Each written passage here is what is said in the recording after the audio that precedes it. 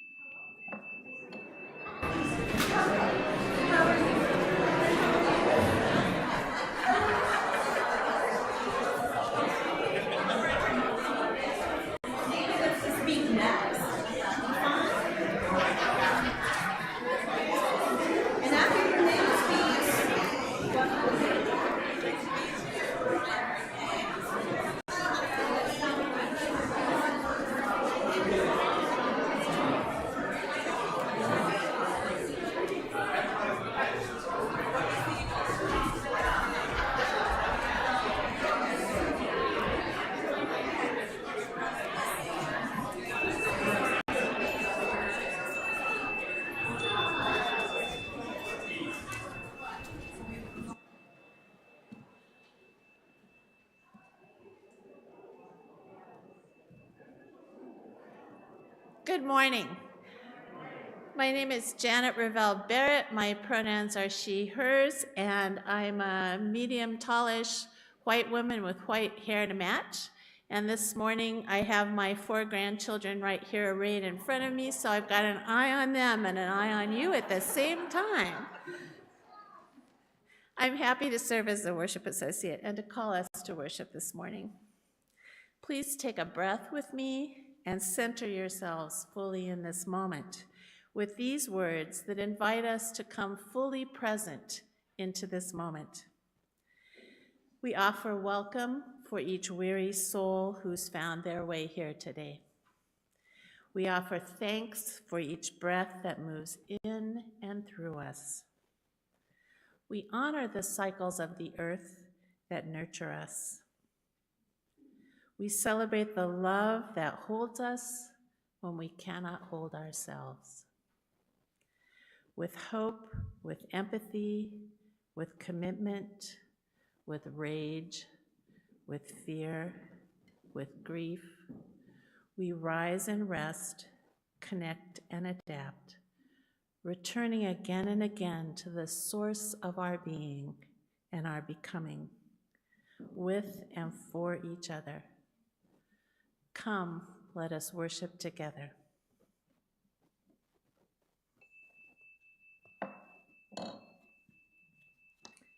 A flaming chalice has been one symbol of Unitarian Universalism for many decades, a symbol of hope, of reason, of the spark of the divine that shines in all of us. We join our siblings in faith each Sunday by lighting our chalice here in this sanctuary. May this flame remind us to turn our attention to this moment, this now, which is all we will ever have. As the fire dances in its chalice, may joy and hope dance in our hearts, and peace and justice sing from our lips. Now we'll rise in body or spirit for our opening song, number 311 in the gray hymnal, Let It Be a Dance.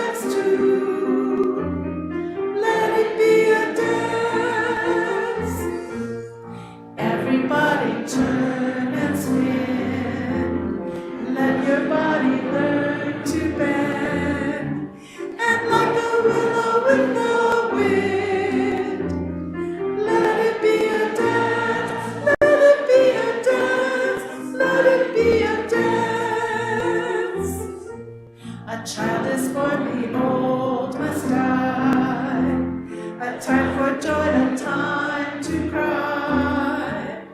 Take it as it passes by. Let it be a dance. Let it be a dance we do. May I have this dance with you through the good times and the bad times too. Let it be a dance.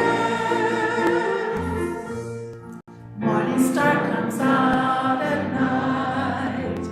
Without the dark there is no light. If nothing's wrong, then nothing's right.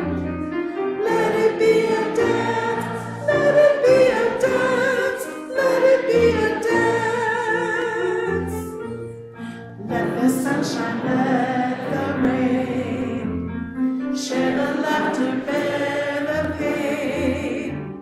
And round we go again. Let it be a dance.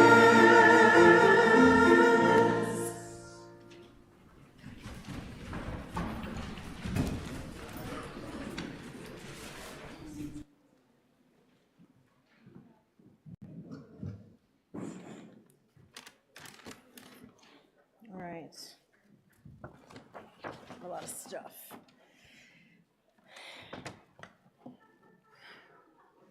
Good morning again. I am going to have some helpers in a few minutes, but we've come to our time for all ages. And today, for those who don't know, is March 1st. Yay! I think here it's maybe coming in like a lamb. For those who know what that means, maybe we'll have a nice mild spring. March 1st, and we are actually straddling the end of one worship month, so where we were exploring resilience. And today we are beginning a new theme in worship, which is paying attention. And so while we are paying attention today, we are also celebrating our generosity campaign, and we will hear more about that a little later in the service. But I thought what might be fun for us as we think about our pathway to plenty, which has been the theme of our generosity campaign, that it would be really good for us to think about our pathway as a congregation. So Jane and whoever else is going to come up and help me. Can you come? Jane's going to hold this. And I know you all can't see it, but Jane's going to be my poster bearer. So what this is a fabulous... Jane, your hair is flying around. It's fabulous. Timeline that somebody around 1970, somebody in this church whose last name is Little because they signed the back of this thing, did of the history of our church. Can somebody else come up and, a grown-up or, yeah, Camden's going to do it. Camden, can you look at the very bottom of the poster Jane's holding and tell us the very first numbers you see down there on the left?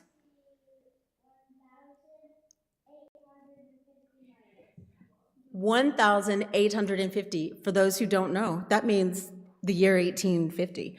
In the 1850s, while this area was being settled by white people, there were some of those white people who came here and they were universalists in their theology, and they started a universalist church right here in this neighborhood on this spot where we're standing. They built a church in the 1870s. Can you find the 1870s on there, Camden? Right there. So think about that. The 1850s means almost 200 years ago, closer to 200 than not. Some of our ancestors were saying, we have a belief in universal theology, in the universal salvation of all people. And we love it enough that we're going to plant our roots and give our time, our energy, and our money to make that theology alive in the world. Camden, what else did you want to share about the poster or comment? I said 200. Is it like 300 or is it below? It's below.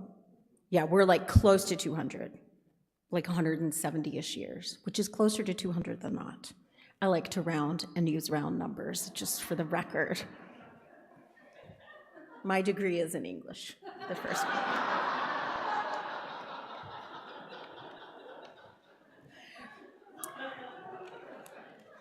So this beautiful thing goes starting from the 1850s up to 1970. And what it shows, can I hold it for a second, Jane?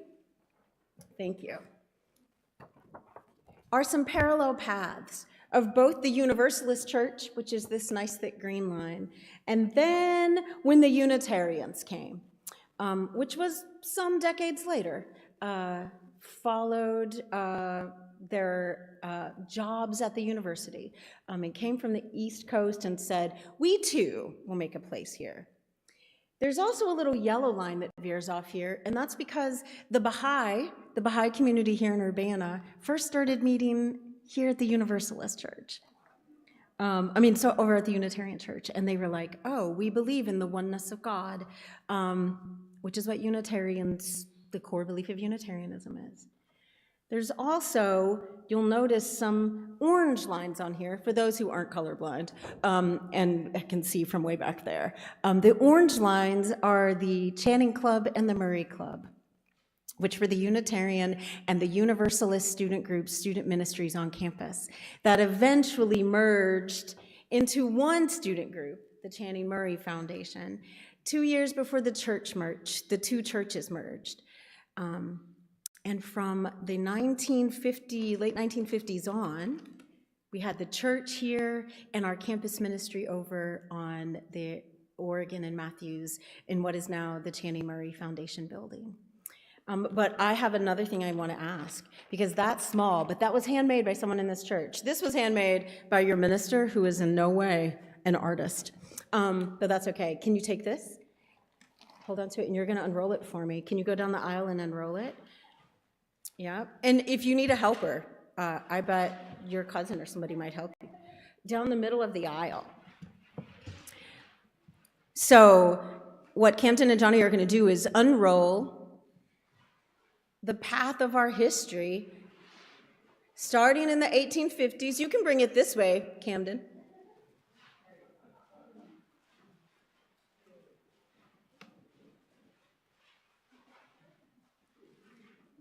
Okay. What is the top number on there, you all? Can you tell everybody else in the room who can't see it? The 2020s and beyond. For those who can't keep track of time, that's when we are right now. Time is made up. You've heard me say it before. And part of our work as a people is remembering the paths that have led us where we are. The people all the way back in the 1850s and the people before them who wanted to live their values and their principles alive in the world in their bodies, and they put their bodies on the line for that. If you look at that, and I'll have both of these up in fellowship hall later, one of the things in our history that doesn't always show up on a timeline are the ebbs and flows, the growth and the shrinking of a congregation, the inevitable conflicts, the times people hurt each other and got mad, the times people were facing devastation, like, 2 world wars and a global depression, and stuck with each other. And so the path that has led us here has been filled with lots of people, lots of colors, right, Jane? Like so many paths that intersect with each other and intertwine, and the path that we are making for our future, for when Jane and Camden and Johnny and Porter and Owen and Arthur, and those are all the kids I can see in the room, but I know there's more in the back I can't see, when they are the elders someday, that they will be standing where I am, they will be sitting where you are, and looking back on a path that celebrated the plentiful abundance of spiritual generosity, of community building, of justice making. And they will do that and say, my Nana once stood and invited us into generosity, and now I am inviting you. And the footsteps that we walk in, that we march in, that we roll in, matter. Honoring that and remembering it is how we pay attention to not only where we have been, but where we are, and how our attention can help us focus on where we can go next. And so everybody, I want you to think about that. I want you to honor it and celebrate it. We're going to celebrate it a lot today. And then I want you to think about your own contributions, your own steps that you are taking to fully live the mission of this congregation. Camden, do you think we should leave it or should we roll it back up? Okay, Camden doesn't know. I'm going to leave it for now. And I'm going to invite our children and our youth and our volunteers to head down to their classrooms. Jane, you can hand that to me. Thank you for holding it. And as they do, I'll ask Michael to play us a ditty or two, and I will go get our path. I'm going to roll up our path.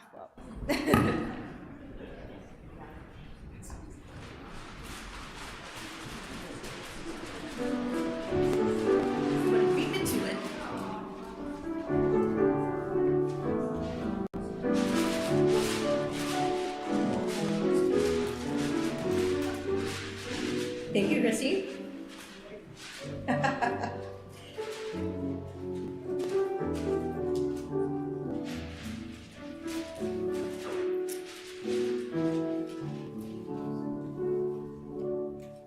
When we gather each week, we know that we bring all of who we are into this space together. We don't ask you to leave any parts of yourselves outside those doors, but to bring your whole self here into community.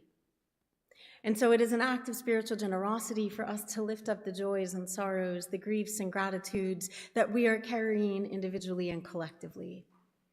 Today, for our joys and sorrows ritual, we have bowls of water, we have stones and petals, and you'll be invited when we sing our blessing song, May the Longtime Sun, to come forward and drop a stone for your sorrows, a petal for your joys, and watch them be held in the water as you are held in this community.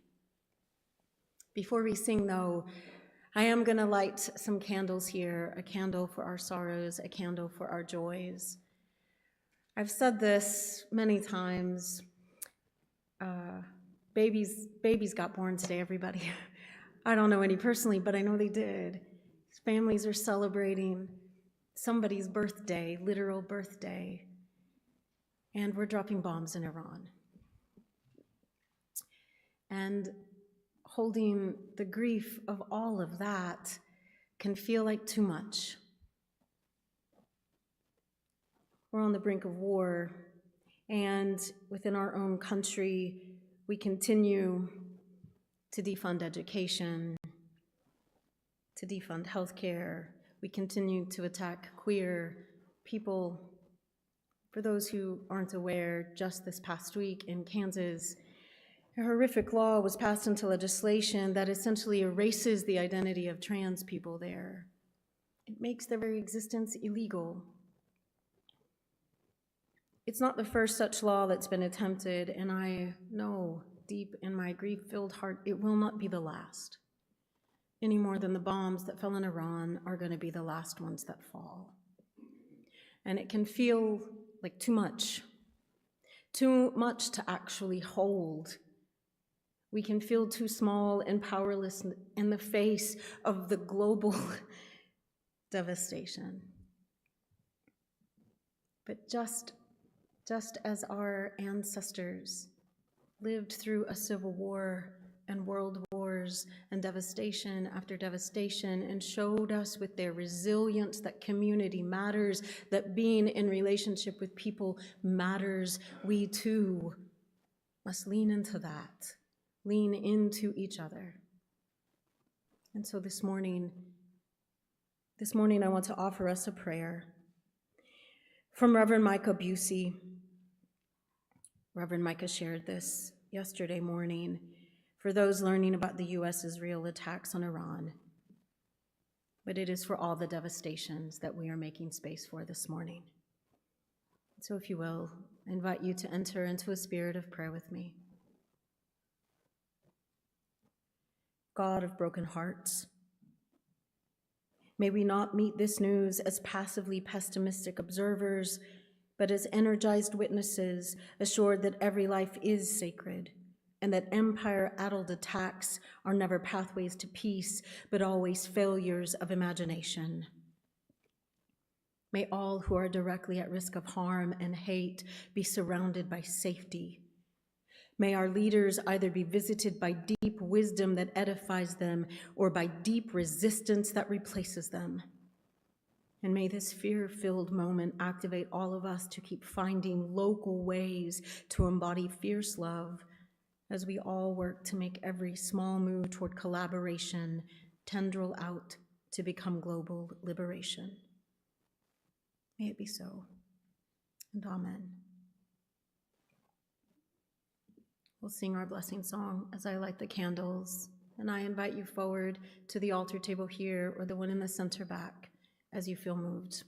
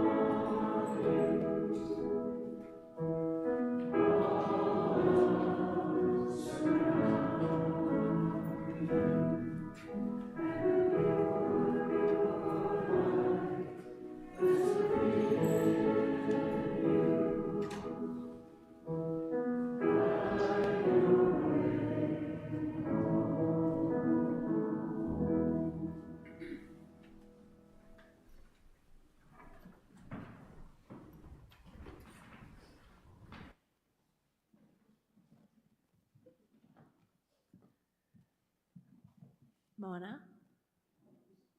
Oh.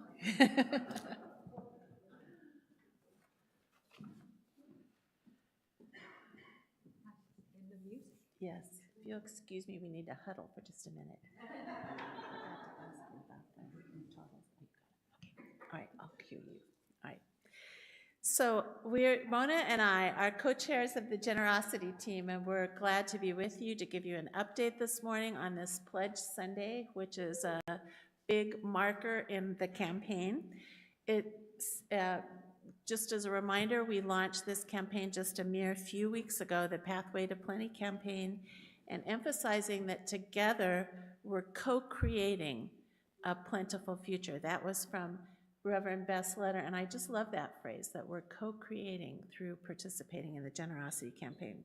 So, with the help of the Finance Committee and the Board of Trustees, we set an ambitious target of $540,000 in pledges. And as of this morning, we have reached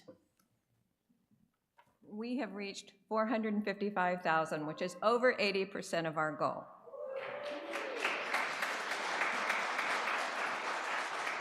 That's amazing. And we also hope for widespread participation from the number of households pledging. And so you'll see in the fellowship hall some markers of that with the people. And do we have a figure for that too, Mona? Yes, we have 111,000 plus, of course, everyone here who's going to submit a pledge in a few moments. We're about 60% towards our goal of numbers of households. So that was 111, not 111,000, which Oh, would be remarkable. Did I say 1,000? Okay, I wrote both numbers the same way. Overnight, we have grown beyond your imagination. Mega church. So today, we're here to celebrate the members and friends who support UUCUC's mission to make sure that we have the resources to maintain our ambitious programs and grow beyond even what we have imagined to date. I wrote that not knowing of this amazing thing. So last fall, when Rachel Maxwell visited us, the congregation named our greatest strengths here as a wonderful minister, strong community, vibrant Sunday services, the vital work of social justice teams and other task forces and groups within our congregation, and the ongoing commitment of staff and lay leaders who enable these ambitious programs and initiatives. This year's generosity campaign has been supported in many ways. I'm going to name a few of those individuals and groups, but if I have omitted your name in error, please understand that we are so generously gracious for your help. We've had help from the hospitality teams in February and March, Rita Dagas, Creel and Beloved, Charles and Caitlin Wantlin, Lynn Wiley, Jim Wersch and Aaron Slayton, all who organized and participated in the Generosity Coffee House, the Wise Older Women group with assistance from Priscilla Crone and Sylvia McDermott, and especially Kate Kalak and Alyssa Knights for their ongoing communications with us during the entire campaign, and Reverend Beth and the Board of Trustees. So that's a community and support.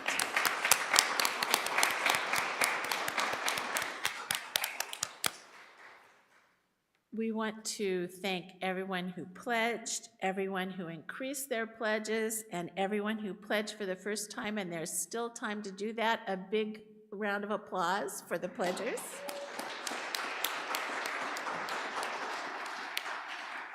And in the spirit of celebration and gratitude, we have a Pathway to Plenty, first ever cupcake and muffin pathway in Fellowship Hall that you can enjoy after the service. You'll really appreciate that. And now, additional words from Mona. So you probably saw in your order of service today that you have a special form. This is our pathway to present, being this moment of collecting information. So if you have pledged, thank you so much. You can check that box, you pledged. If you would like to pledge today, there is a code there, and if you scan that with your phone, you can open up and pledge right on your phone. If you'd like help with that, you can come to the generosity table. We can help you with that and give you information and instructions. And if you like paper, you can put down your pledge right here. Starting on Monday, we will be emailing people where we don't have the information. And so you could help us if for some reason you're not able to give us that information now. If you say not now, then we know, unless you want us to call you, we'll know that you're not ready to chat about that right now.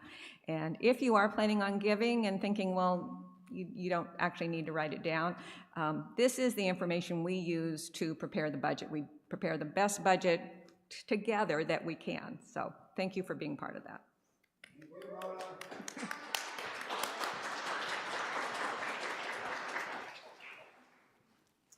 We live our mission at this congregation by connecting day to day and week to week through opportunities both within and beyond our walls. We invite you to subscribe to and read our weekly e-news to stay up to date on all the activities offered through our Faith Development Program and Congregational Life and Social Action Councils. And this morning, here are our highlights. As many of you know, today begins a time of major transition for Faith Development Program as we said goodbye to our director, Kelly Skinner, this past Friday. Reverend Beth is hosting a Q&A session at 11:15 today. I'm sorry? 11:45, sorry, 11:45, no, she won't be simultaneously in two places.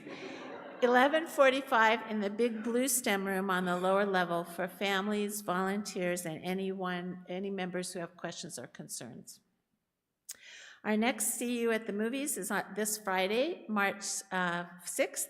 The movie this month is a 1960s era drama called The Bankers. We'll be serving hot dogs and popcorn and also soda, and please RSVP for an accurate head count. And our UUCUC choir will be joining the community choir CU Sings in a public concert this Saturday, March 7th at 3 p.m. at Wesley United Methodist Church, and all are welcome for that wonderful event. Read more details about these and other events in the e-news and check out the full calendar of events in Realm. Each Sunday, in recognition of our very real interdependence and reliance on each other, we pass the plate and share our offering with an organization doing the work of justice in the world. Our shared offering partner for March is our Daily Bread Soup Kitchen, where many of our members regularly volunteer.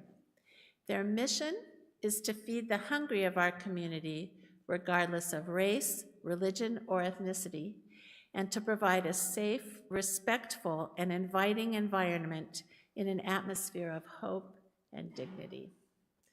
Daily Bread serves over 250 meals every day, and we're glad to support this vital work. You can give through Realm and via the online portal on our website. If you're here in the sanctuary, the basket will be passed, and checks can be made out to UUCUC. In the memo line, you can put shared offering. Half of all non-pledge donations will go towards sustaining the work of the church, and the other half will go directly to this shared offering partner. The choir will now come forward, and as the music begins, the offering will be graciously accepted.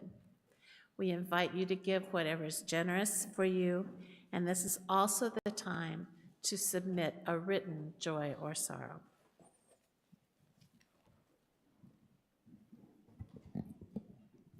Good morning. My name is Miguel Roland. My pronouns are he, they. This thing is so wobbly today, Beth. Be careful.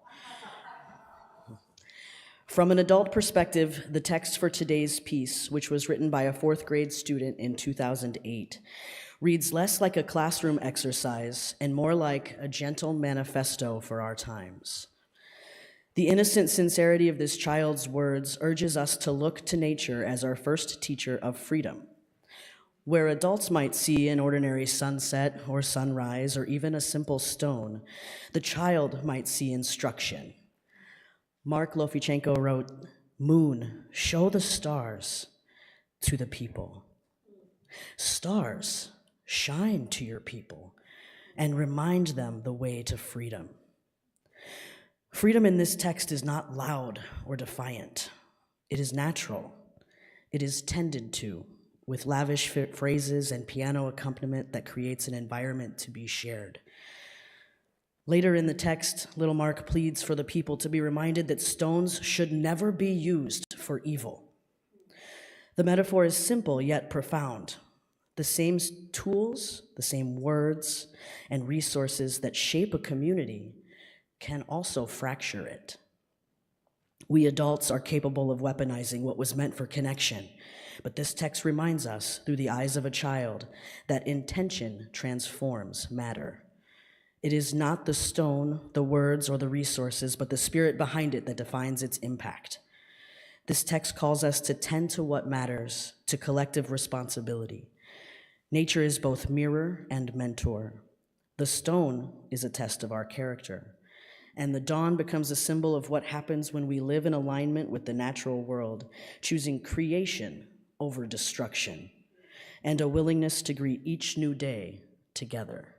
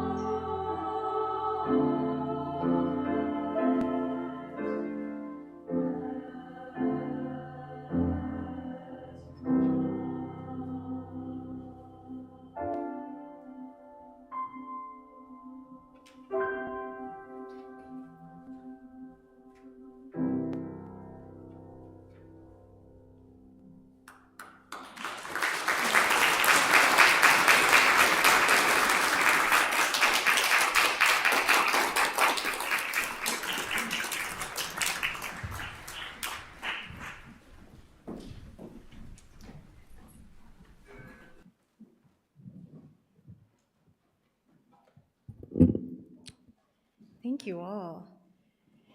And thank you all for your generosity.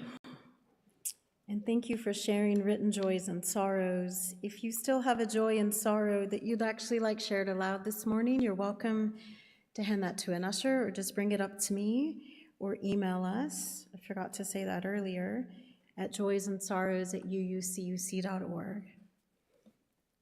We have several joys and sorrows to lift up today from our community. This is from Anonymous. Our dear David Wolf had a stroke. Please pray for him and sign up for CareCord to bring him food and visits. I did see David last week and he was in good spirits, but it will be a bit of a recovery for him. So do indeed sign up if you can. This is from Kat.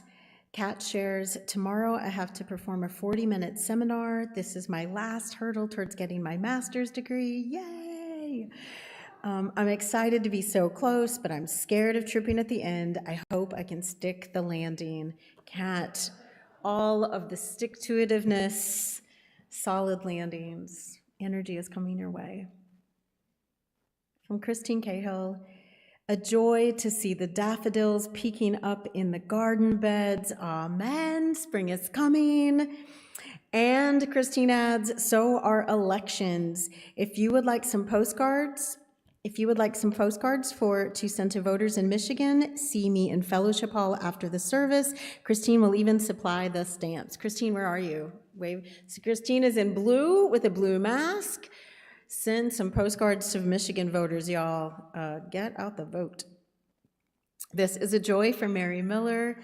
Mary shares, extra joy for me today, my dear loving daughter Janice. It is her birthday. I am so thankful to have this extra reason to celebrate this day and this dear person. Happy birthday to Janice.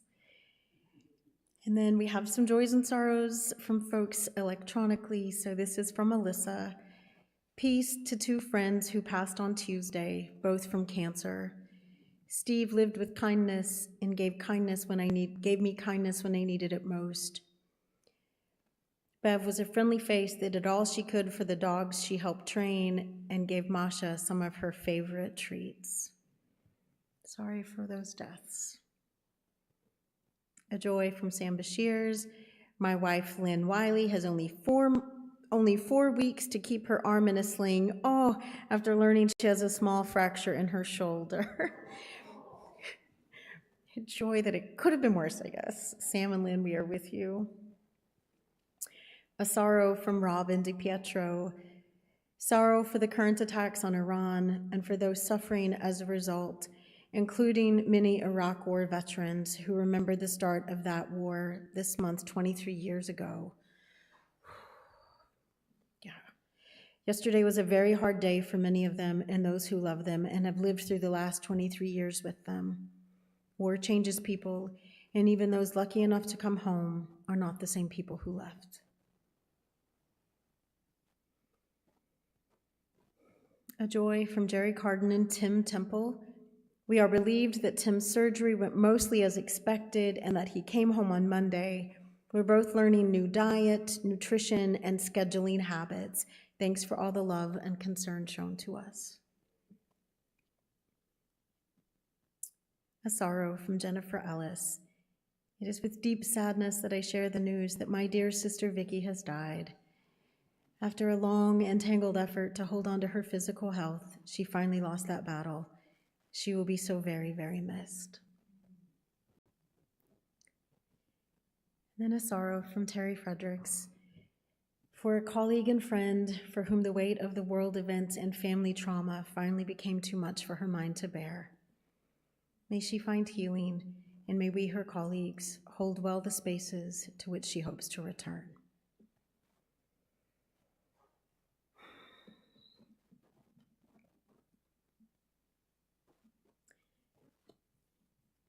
Babies were born this morning, and people are grieving the deaths of those they love. Holding the both and of this complicated, messy world here in our fragile human bodies is such hard work. And so in sharing both in community, silently and aloud, for a moment, we make those griefs a little easier to bear. We make those joys lighter and multiplied.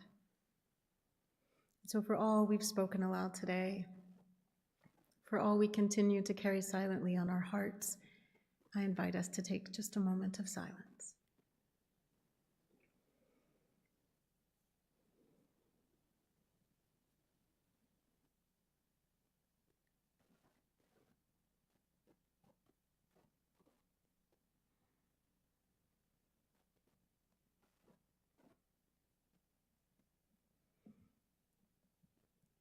Thank you all.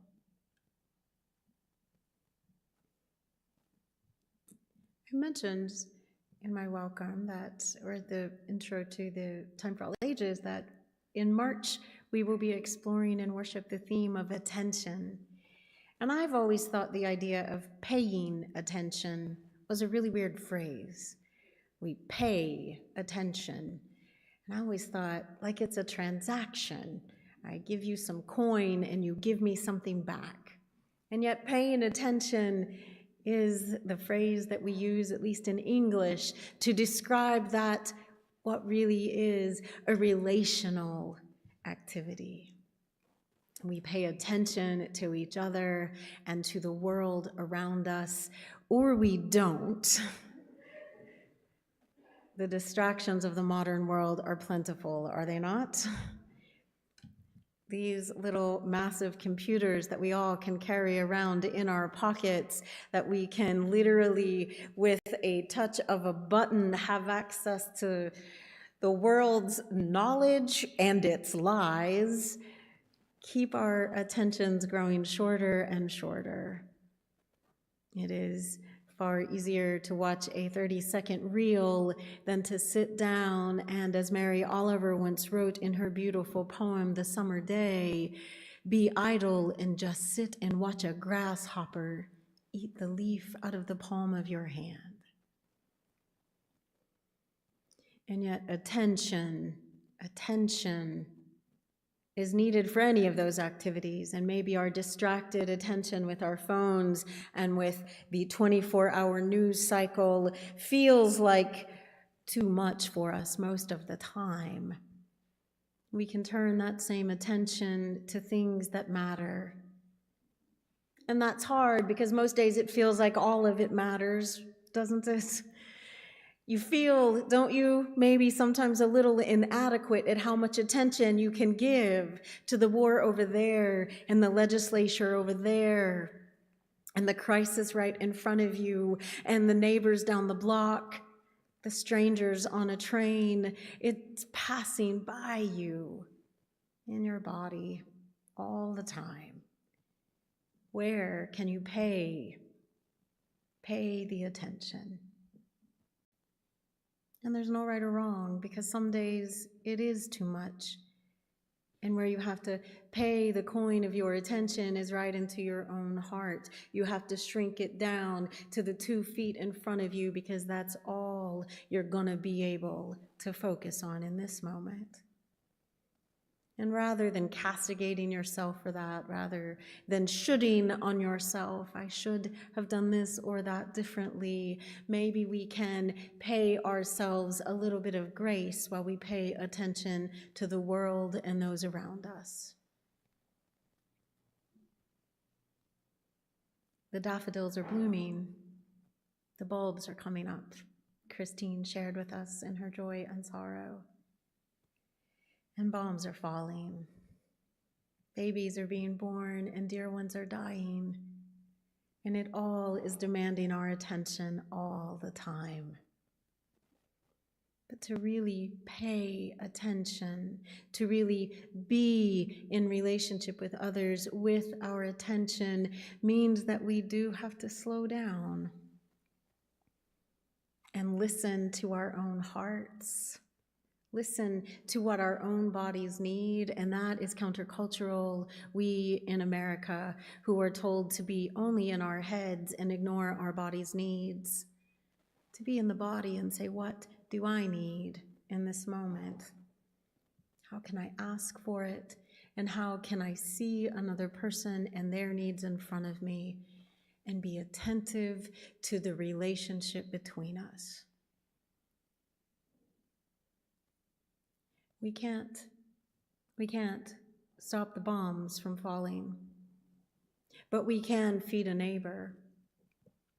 We can show up and volunteer for a kid in need, be a mentor. We can honestly give ourselves a break and go to a basketball game this afternoon. There's a lot of orange shirts in this room today.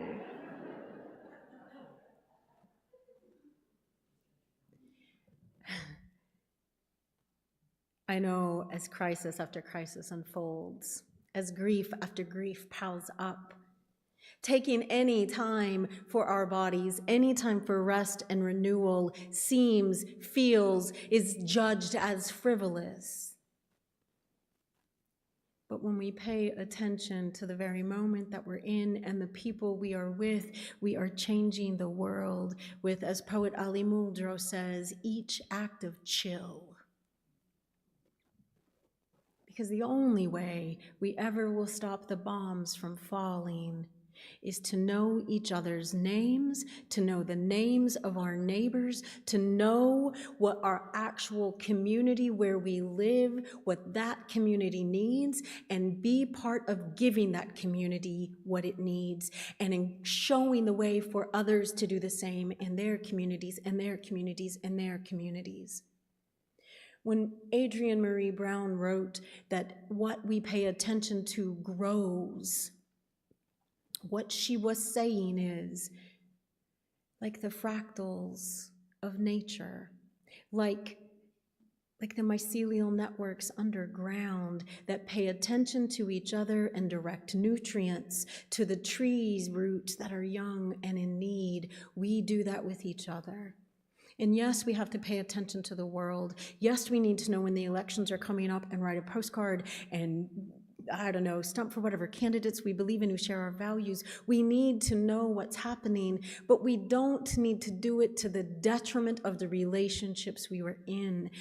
We aren't trying to end a war just for that sake. We're trying to end war and violence because we love each other. The work isn't the task, the work is us. The work is the we of who we are. So we can't stop a bomb directly from falling, but we can each week bring food to our little free food pantry. We can support those who are daily volunteering here at this church to fill that food pantry up. We can give money in the plate each week and know that it's going to an organization doing the work of justice aligned with our values in the world. We can show up and be part of the feminist book group, be part of WOW, the Wise Older Women, be part of the older men's group, be part of relationship building so that we understand what each person needs, and so that we get our own cups refilled so that we can go out and march in West Side Park to say, end this war. We can be part of the immigration justice team here. Do you know how much work they do in community? The racial justice team.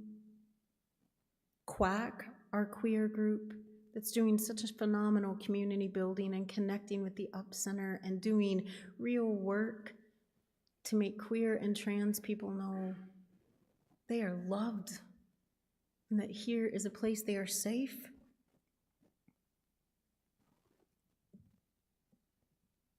We have CareCorps here, which is all of us. There's a small team who is the core of CareCorps, who organize things, as we heard in the Joy and Sorrow, when someone is ill or in the hospital or has a new baby, to make sure they have food, to make sure they have a ride to the doctor. Those things matter. They keep people alive. They keep us connected. People show up for our Friday night events, to watch a movie, to play games with each other, to again build community so that nobody's falling through the cracks.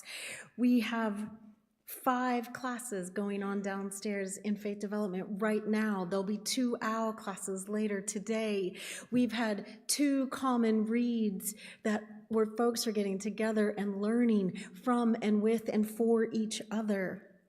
You all, I could go on and on and on about what we are doing just in this congregation, not just to help each other, but to build the community that ripples out into Urbana-Champaign, that ripples out into Illinois, and that connects us to people who are doing this kind of work in other places. Because this is how we stop the bombs from falling. This is what we mean when we say we pay attention. We give our attention to each other because it is the only way that we will ever truly love and change the world. Our attention matters. What we attend to grows. And so, yes, we need to attend to the horrors, we need to know them, and then we need to give more of our attention to building relationships centered in love and transformation and equity and justice and generosity.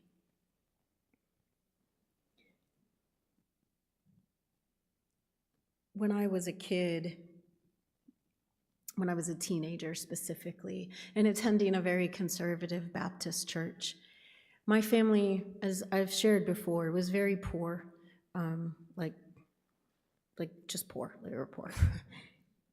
But I paid attention so much for my survival's sake to who looked down upon me, to the things other people said about poor people, to the things other people said about my Black friends, to the ways that I knew I would be safe somewhere and not safe somewhere else. I paid attention to the grown men who catcalled me when I was 12. I paid attention to the people at the laundromat who overheard my little sister say, "We're not going to have a Christmas tree this year," and who brought us not just a Christmas tree, but an entire box of food and presents.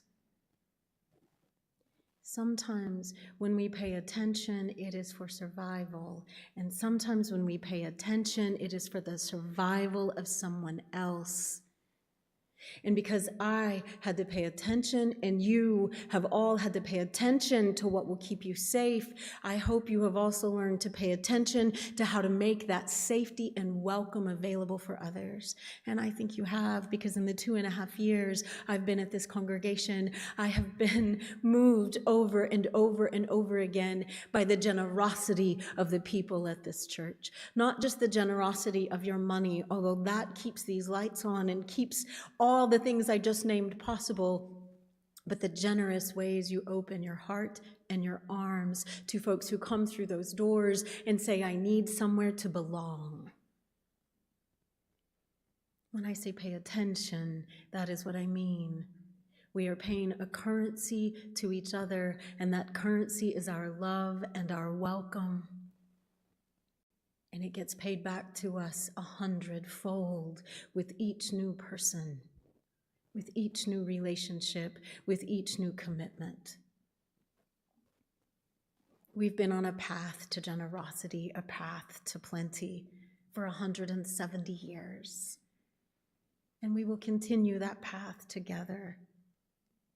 We will grow together in all the ways that growth might be measured, because we will pay attention to each other, we will pay attention to our values, and we will tend to those relationships with the attention and love that each and every one of us deserves. I love you. I love you.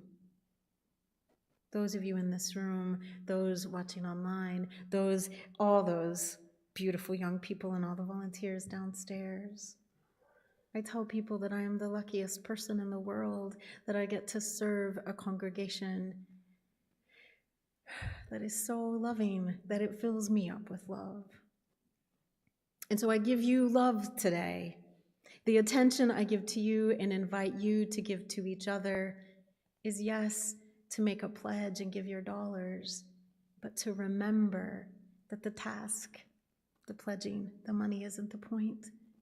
The point is each of us each face, each body, each welcome you're able to give and wholeheartedly say, I love you.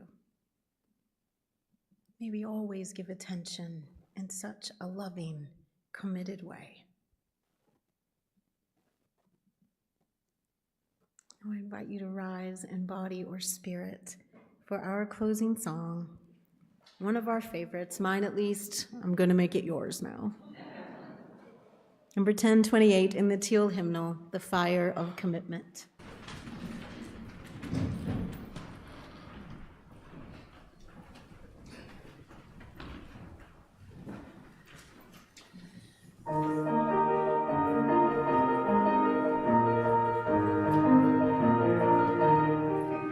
From the light of days remembered, burns a beacon bright and clear, guiding hands and hearts and spirits into faith set free from fear.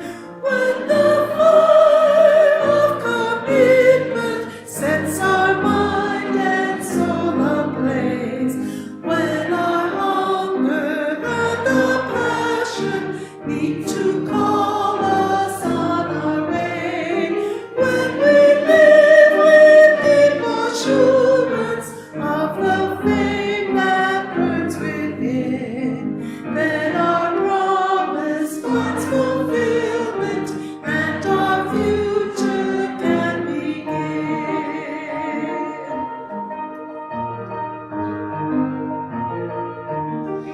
From the stories of our living rings a song both brave and free, calling pilgrims still to witness to the life of liberty. When the fire of commitment sets our mind and soul ablaze, when our hunger and our passion meet to call us on our way, when we live with deep assurance of a flame that burns within, then our promise finds fulfillment and our future can begin.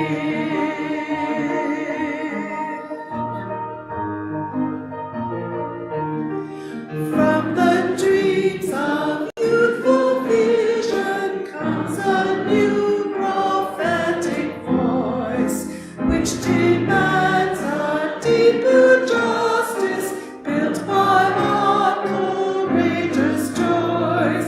When the fire of commitment sets our mind and soul ablaze, when our hunger and our passion meet to call us on our way, when we live with deep assurance of the flame that burns within, then our hunger finds fulfillment and our future can begin.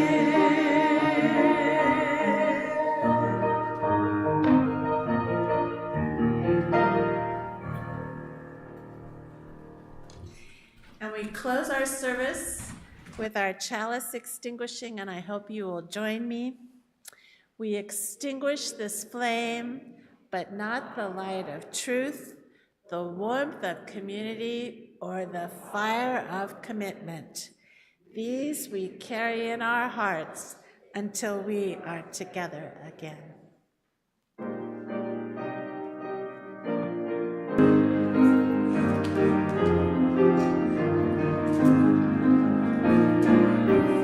I just want to make a really quick announcement.